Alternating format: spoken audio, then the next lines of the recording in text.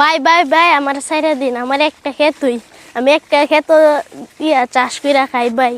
আমি গরিব চরিব মানুষ, ভাই আমার সাইরা দিন। রিফাত মিয়া, হ্যাঁ এখন কত হয়েছে সমাজটারে তো ধ্বংস করে লাইতেছে বিভিন্ন নেশা দ্রব্য খায়া পোলাভাইন টুলাভাইন সব নষ্ট হয়ে যাইতেছে গা। এখন পোলাভাইন দিলে তো ঠিক করতে হইব। আজকা আজকে তোর মা কঠিন বিচারে হচ্ছে। এখন সাকিব মিয়া, তোমারে একটা দায়িত্ব দিমু আর তোমার একটা দায়িত্ব দিমু।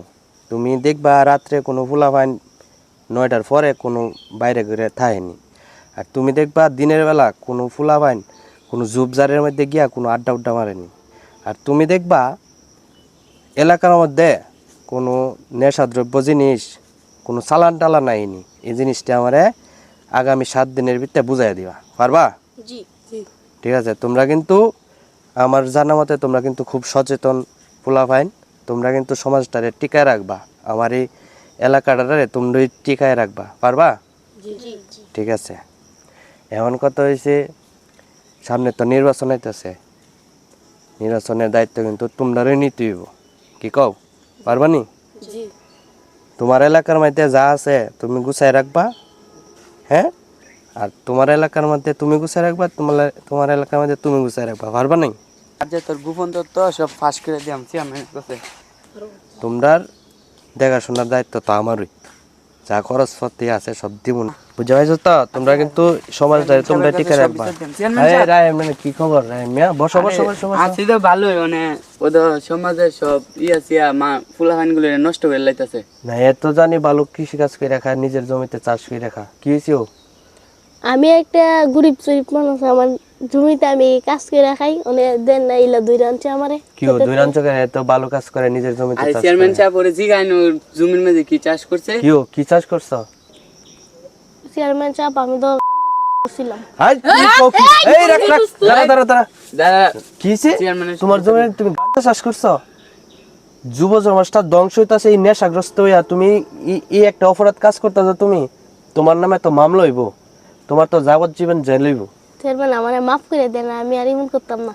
ইমন না তোমার, তুমি কিন্তু তুমি একটা জিনিস দেখো, এই যে আজকাল যুব সমাজ এই নেশাগ্রস্ত হইতাছে, ধ্বংস হইতাছে, এর এর ধ্বংস হওয়ার কারণ কি? যে তারা নেশা করতেছে, নেশাটা করতে হইতাছে। তোমার তো কৃষকে তাদের জমির মধ্যে এই নেশা জাতীয় দ্রব্য চাষ করে, এই চাষের এই দ্রব্য দিয়া তারা বিভিন্ন কোম্পানি বিভিন্ন নেশার দ্রব্য তৈরি করে। এই নেশার দ্রব্য খায়া এই আজকালের যুব সমাজ ধ্বংস হইতাছে। এখন তুমি কও, তুমি তোমার নিজের মুখে কও, তোমার কাজটা কি ঠিক হইতাছে নাকি ভুল হইতাছে?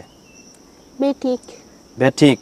এখন তুমি আর তোমার এই আজকে এই তোরা গিয়া এর জমি থেকে যা গাছ আছে সবগুলা কি করবে?